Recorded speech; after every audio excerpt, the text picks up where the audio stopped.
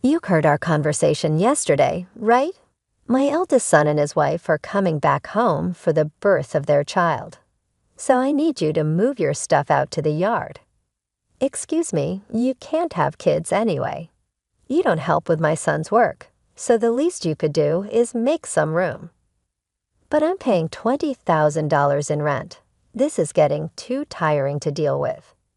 I live with my mother-in-law, but now she wants me out of the house because my brother-in-law and his wife are returning. My mother-in-law, brother-in-law, his wife, and my husband. This house is full of problems. I've been trying to keep things running smoothly, but it's becoming a hassle to think about it all. I'm done thinking. Okay, I'll leave, but I can't just put my belongings in the yard. I'll come back later to pick them up. You're leaving? Thank you, that's a big help, my mother-in-law said, ignoring my pleas.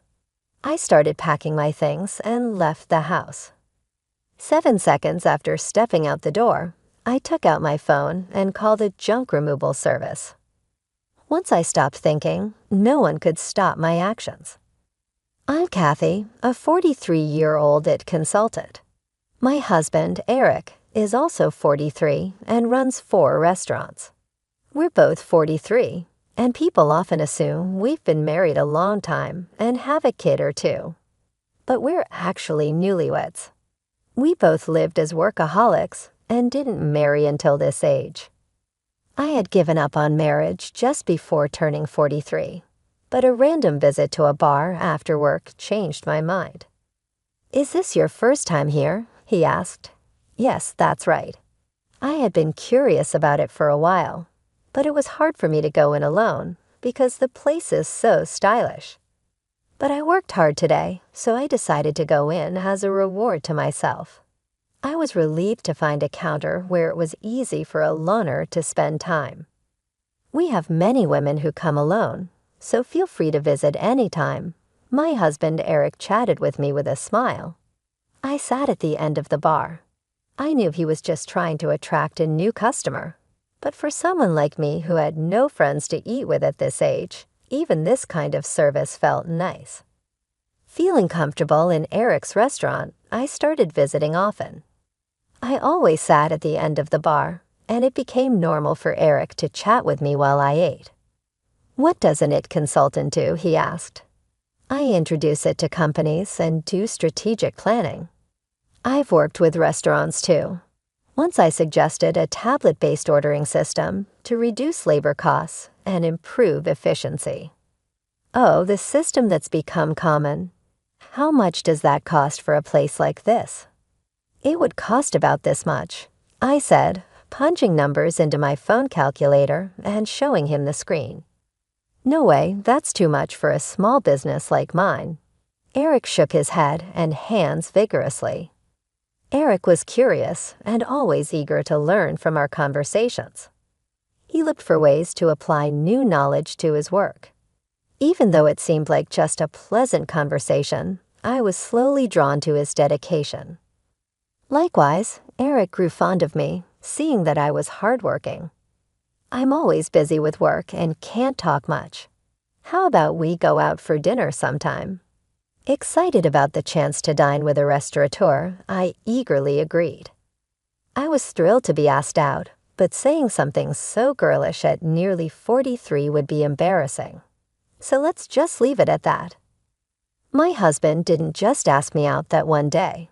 He continued to invite me out for meals occasionally. It's natural for adult men and women who frequently dine together to develop a romantic relationship. We started dating, and 3 years later, as we both turned 43, we decided to get married. Feeling shy about being a bride at 43, I asked my husband to skip the wedding ceremony. We just took some photos of us dressed up. After we got married, I moved from my apartment to my husband's house. His house is a 4-story building with a garden and parking, located in a high-end area. The rent is apparently around $22,000. My husband was living there with his mother. Some might think it's unthinkable to live with a mother-in-law right after getting married, but I'm 43, so I didn't mind much. Plus, my mother-in-law is 71, and my father-in-law has passed away, so living together seemed necessary. When my husband suggested living with his mother, I immediately said it was okay. But after starting to live with my mother-in-law, I regretted accepting so quickly. When I moved into my husband's house, besides the bedroom for us, I even got a nice office room for myself. His house seemed too big for just 2 people, with many spare rooms. Once I settled in, I asked my husband, "Why do we need such a big house just for you and your mother?" He replied, "I have a brother 4 years older than me. He left home after college, and we've mostly lost touch. He hasn't been home at all, and it's been a few years since I've heard from him. He's been moving from job to job and place to place. He's the kind of man who might get into trouble and come back to me and Mom. So we decided to rent a bigger house. I think it's a little too big, but now that I'm married and you've moved in, I guess it all worked out."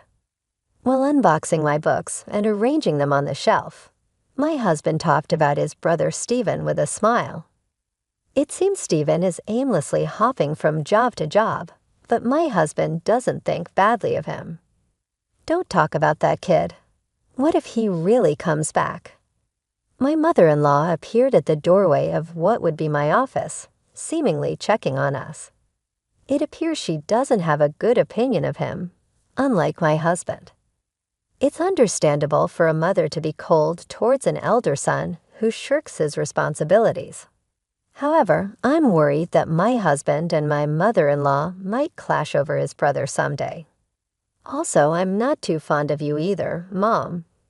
Come on, we're going to live together now, so stop saying things like that. I'm not saying you should leave. I just need to make things clear from the start." My mother-in-law said as she walked away, her slippers making a padding sound. "I'm sorry. I'll talk to her," my husband said. "It's okay. I got a similar talk when we met for the wedding." "I'll build a relationship with your mother as we live together," I replied, taking a book from my husband's paused hands and placing it on the shelf. It seemed she doesn't like my age. I'm 43, so it's not impossible to have children, but I guess it's a challenging thought. Also, Eric's elder brother Stephen is not married and has no children, so there's a high chance that my mother-in-law won't get to see her grandchildren. That's why she's disappointed and wishes Eric had married someone younger. To her, Stephen, who doesn't fulfill his role as the eldest son, and I, who can't fulfill my role as a wife, in her eyes are probably the same. I understand her feelings, but I can't change my age. Once the move was finished and our married life began, my mother-in-law's coldness towards me became clear. She ignored me when I spoke and tried to avoid me. It's a bit lonely, but since there's no harassment or physical violence, I guess it's okay for now. I could build a relationship with her over time. My bigger concern is Eric. "Are you okay with your work?" I asked. "No, it's pretty bad. I need to take action soon, but it's tough to arrange the finances," Eric said, sitting at the dining table with his head in his hands. I stopped doing the dishes and sat down in front of him to listen. These are tough times. Prices are soaring, expenses are climbing, and customers are tightening their wallets. There's no end in sight. If this keeps up, I might have to close another one of our stores, he continued. About a year into our marriage, the situation at Eric's restaurants worsened. One of the 4 stores had already closed, and it seemed another might have to shut down too. Seeing Eric's troubled face made me feel distressed. But my mother-in-law seemed unaffected by these troubles. "You're Eric's wife, but you don't help out at the store. You just do your own job. Can you really say you're fulfilling your role as a wife?" My mother-in-law overheard our conversation and hurled insults at me from her seat on the sofa. I wondered what she was thinking, but she has her own perspective. Eric has been running his own restaurant for nearly 12 years, overcoming various challenges. I believe he'll pull through this time too. You, his wife, shouldn't be making that face. Are you trying to feed into his anxiety and make him fail? What a terrible wife, she shouted again from the living room to the dining room. Her words were filled with spite and venom. I knew she wasn't just trying to fire me up, but she wasn't entirely wrong. I took her words positively and decided to support Eric to the fullest. Smiling reassuringly at my anxious husband, a year later, just as she said, Eric managed to turn the situation around and avoided closing the second store. See, I told you. A stupid wife who can't even trust her husband. Don't drag Eric down, she said. As a side effect, my mother-in-law, who had previously ignored me, started lashing out at me without reservation. The relationship with her might seem to have worsened, but since Eric's business is doing well, I'll consider it a break-even situation. I thought things were balanced, but it turned out worse for me. Eric, having stabilized the business, and with a bit more money, seemed to get carried away, and I heard rumors about his affair. What is he thinking? If there's extra money, there are surely better ways to spend it. Also, it's strange how bad situations tend to pile up. Having seen Eric's business revenue drop, I know this all too well, but I never thought it would happen to me, Eric. Stephen called. His girlfriend is pregnant. That's great news. She's a 33-year-old who worked at the same bar as Eric. They asked something. What? You're being so formal all of a sudden. Stephen is a freelancer, and so is his pregnant girlfriend. With a baby on the way, they're struggling. They asked if they could move into this house, and if they could work at your restaurant. I was thinking about how to confront Eric about the affair when my mother-in-law came into the living room and started talking to him. The conversation was about Stephen, whom I've never met, and I was completely left out as they continued talking. It was a strange scene. She used to dislike Stephen for not fulfilling his role as the eldest son, yet now she was asking Eric to welcome him. The reason was simple: the grandchild. She had given up hope of seeing a grandchild, but now saw an opportunity and completely changed her stance. She was even planning to offer them a home and jobs. Eric, who never thought badly of Stephen, had rented this big house for such a time, but the situation has changed. And now I'm here. Isn't it odd to have Stephen and his family move in? I looked at Eric in the living room from the dining area. He was looking back at me with a clearly troubled expression. Come on, it's a good thing Stephen is in trouble and you, Eric, have the means to help him. Ah, okay, I got it. Eric sighed, unable to say no to his mother. I had hoped he would stand up to her, but it seems it was just wishful thinking. He kept glancing at me, probably worried about my reaction. The worsening relationship with my mother-in-law, Eric's affair, now living with Stephen and his family, the problems just keep piling up. Overwhelmed and not knowing where to start, I decided to abandon things for today and just go to sleep. The next day was a holiday, and probably due to extreme mental fatigue, I slept in until late morning. Eric was at work, so it was just my mother-in-law and me at home. Dreading what she might say about my sleeping in, I reluctantly headed to the living room. You sure slept in. Must be nice to have such leisure, she said, bracing myself for her usual nagging about not fulfilling my duties as a wife. I tensed up, ready for her words. However, what she said was much worse than I expected. You heard Eric and me talking yesterday, right? Stephen and his wife are coming back for a maternity leave visit, so move your stuff out to the yard. Excuse me, was I still groggy from sleep? Did she really mean I should live in the yard, or was she telling me to leave the house? You can't have kids anyway, and you don't help with Eric's work, so you should at least make room for Steven and his family. We have 2 spare rooms left, so if you leave and your office is free, we can have a bedroom and a nursery for Steven's family and a storage room for their stuff. Don't you think the room count and usage are just perfect? It seemed she was indeed telling me to leave. A storage room for Steven's family. I'm being kicked out to make room for something that doesn't even seem necessary. Originally, I was allowed to use the office because there were spare rooms. I don't mind losing the office. A bedroom for Eric and me is enough. Steven's family can live here without me. Leaving, realizing that my mother-in-law now sees no reason for me to be in this house as a wife, since she can see her grandchild, I thought about the $20,000 I was paying in rent. I'm too tired to deal with all this. I decided to clear my mind and rest. Silent with my mother-in-law, the only sound in the living room was the ticking of the clock. Okay, time to leave. After resting my mind, I decided it was too much trouble to worry about what happens to Eric, my mother-in-law, Steven's family, and their future. I chose to leave the house. Understood. I'll leave. I can't put all my belongings in the yard, so I'll come back later to pick them up. You're leaving? Thank you, that helps, my mother-in-law said, pleased. Ignoring her, I started packing my things and left the house. 7 seconds after stepping out the door, I took out my phone and called a junk removal service. My decision made after stopping my overthinking couldn't be stopped by anyone. Let them all regret this choice later. I left the house. I decided to stay at a hotel for a while.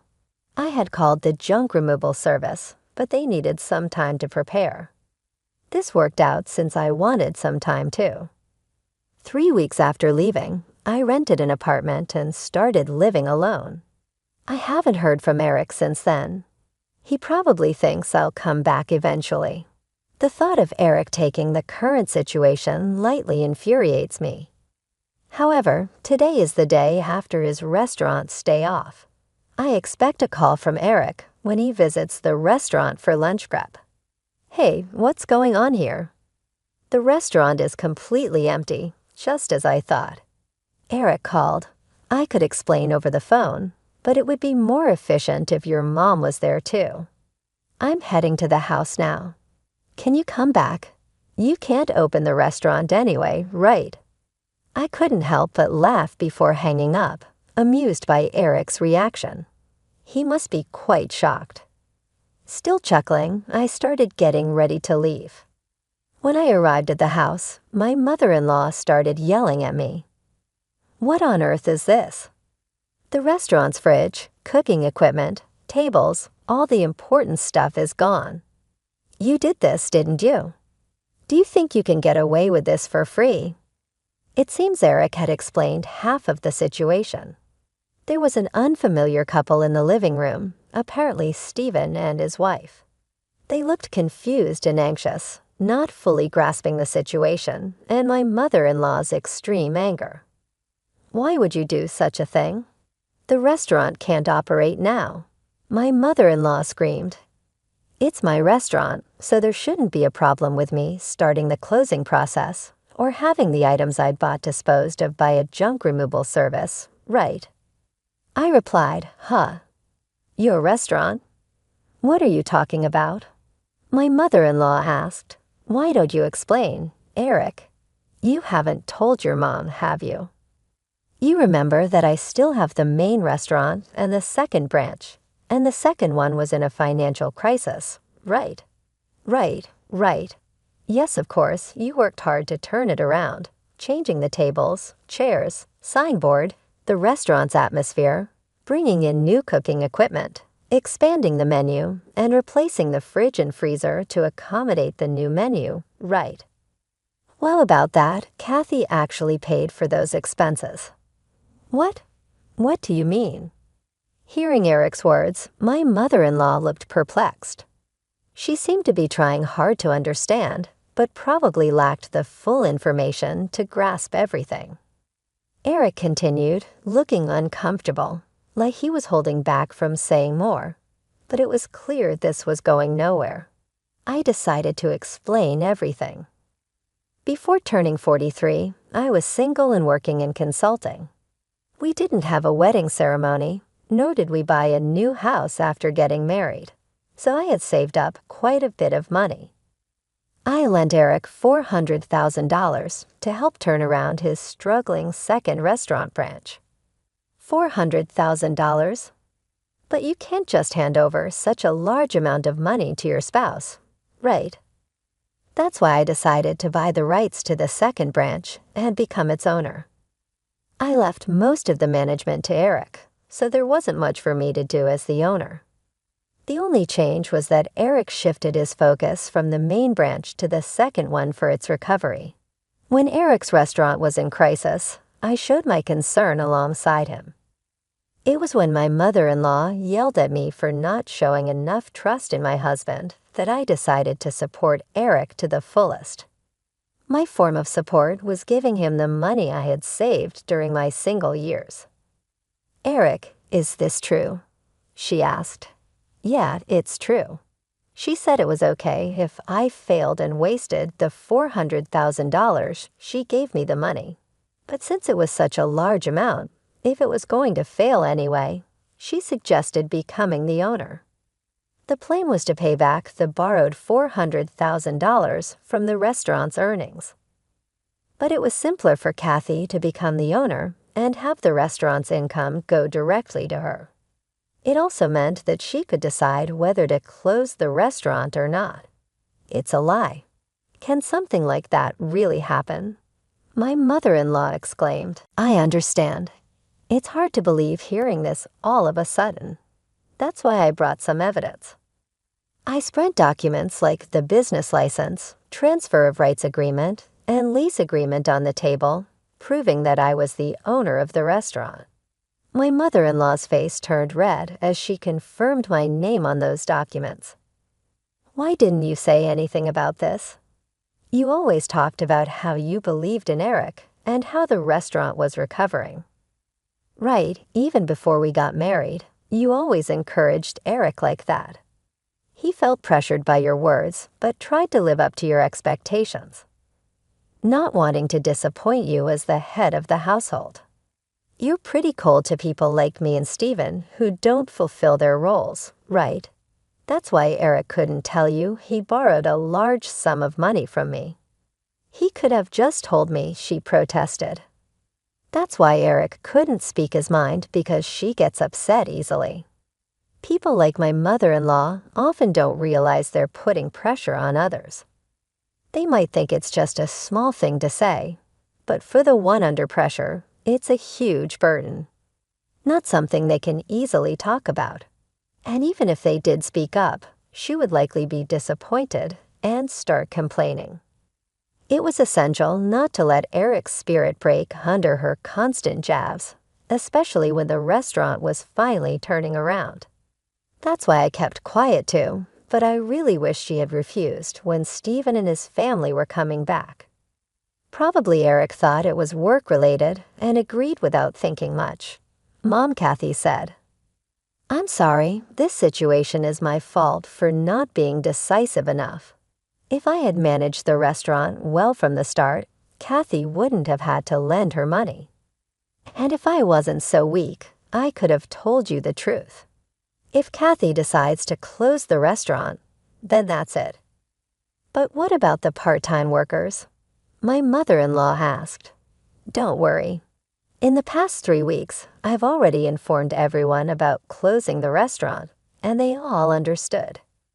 For those interested, I've arranged part-time work at other restaurants through my IT consulting contacts." That's a relief. That was my only concern. So everyone was in on this. Kathy showed me an empty restaurant as a surprise, and everyone kept the closure from me. "Eric, I'm sorry too. I've been pressuring you and Kathy. I'm sorry for everything up to now. I will tell you to leave again," my mother-in-law apologized. And it seemed as if everything was resolving nicely, but that's a misunderstanding. I'm far from being satisfied, and the discussion is far from over. Let's settle this matter next. What's this? And divorce papers. When I placed the divorce papers on the table, Eric picked them up in shock. What does this mean? Why a divorce? This is supposed to be a reconciliation, right? Don't just assume we've reconciled. You might think it's a secret, but I know about your affair with the part-timer. All the part-time workers knew about it too. That's just a rumor. You can't say things like that without proof. I displayed an image on my smartphone that a part-time worker had sent me and placed it on the table amidst the scattered documents. This is a photo of you entering a hotel. It was taken by one of the part-timers if you leave the restaurant together and walk towards the nearby hotel district. Anyone can take such evidence, not just the police or detectives. Did getting the second branch back on track give you too much confidence? You really got carried away. As the owner of the restaurant, I couldn't do much in the day-to-day operations, but I still visited the restaurant from time to time. That's when the part-time workers told me about Eric's affair and asked for my help. When I promised to handle it, they provided incredible support. They sent me proof and even kept the closure of the restaurant a secret from him. Wait a minute. Closing the second branch in a divorce. What's going to happen to the rent for this place? Eric asked. The rent for this place? What do you mean? My mother-in-law asked. I haven't mentioned that yet. I've been paying the entire rent of $20,000 a month for this house, I said. Is that also true? She asked Eric. It's true. When the restaurant's revenue started falling, Kathy started paying half of it. But as revenue continued to drop, the amount she had to cover increased. Eventually, she ended up paying it all. $20,000 a month is the same as my salary, so I paid all the rent, and Eric covered other living expenses like food and utilities. So if Eric gets divorced and only has the main restaurant left, obviously living here won't be an option anymore. Eric and my mother-in-law seemed deflated after hearing my words. They slumped as if they had exhausted themselves in a boxing match. Stephen and his wife, now somewhat understanding the situation, hesitantly joined the conversation. What does that mean? We came back here and can't live here, Stephen asked. Wait, Stephen, this is different from what we heard. We thought everything would be fine once we got back home, his wife said. Sorry, Stephen. Right now, I don't have the means to help you with a restaurant or a house. Come on, do something. We're having a baby. At least give me a job, Stephen said. We have enough part-timers. In fact, we need to cut down on staff costs. Eric will work hard, so just wait a bit longer, I said. That's what I'm talking about. Stop saying things like that. Hey, what about my house and job now? Stephen shouted. Eric, my mother-in-law, and Stephen started arguing about their future lives. Stephen's wife, whose name I still didn't know, looked uncomfortably out of place. I had delivered the news about the restaurant's closure and the divorce, so my business here was done. I was tired of constantly trying to smooth things over with Eric and his family, and I refused to live with Stephen and his wife. I didn't care what happened to this house next. They could discuss it amongst themselves. I left the house amidst their shouting. After that, having evidence of the affair, I was able to divorce Eric smoothly. I could have demanded alimony for the affair, but I had a job and didn't need the money. I wanted as little to do with my ex-husband and his family as possible, so I didn't ask for any compensation. After our divorce, my ex-husband Eric couldn't afford the rent and had to leave the house with his whole family financially and emotionally strained. Eric, who had been taking care of his mother, argued that it was actually Stephen's responsibility as the eldest son. But Stephen, who came back without any money, couldn't take care of her. This led to an ugly fight between the brothers about who should take care of their mother. In the end, with no income, Eric had to take her in. But this fight ruined the relationship between the brothers. As a result, Stephen and his wife disappeared again, cutting off all contact. Witnessing the brothers' dispute over her, the mother-child relationship also deteriorated. Now Eric and his mother are living together reluctantly in a smaller apartment. It's not as spacious as the previous house, and they have to see each other all the time, but they hardly talk, creating an awkward atmosphere in the house. My actions, prompted by thinking ahead, resulted in the breakdown of a family relationship. After the divorce, I first dealt with closing down the restaurant. It was a bit of a hassle, but as the owner, it was my responsibility. However, the fridge, cooking equipment, tables, and chairs I had removed were fairly new, so I managed to sell them at a good price. Adding just a little more money allowed me to finish the restaurant's closure. Though it was a brief period, being a restaurant owner and handling its closure was an experience. I believe these experiences will be useful in my IT consulting work someday. I guess work suits me better than marriage. Convinced of this, I continue to work hard today.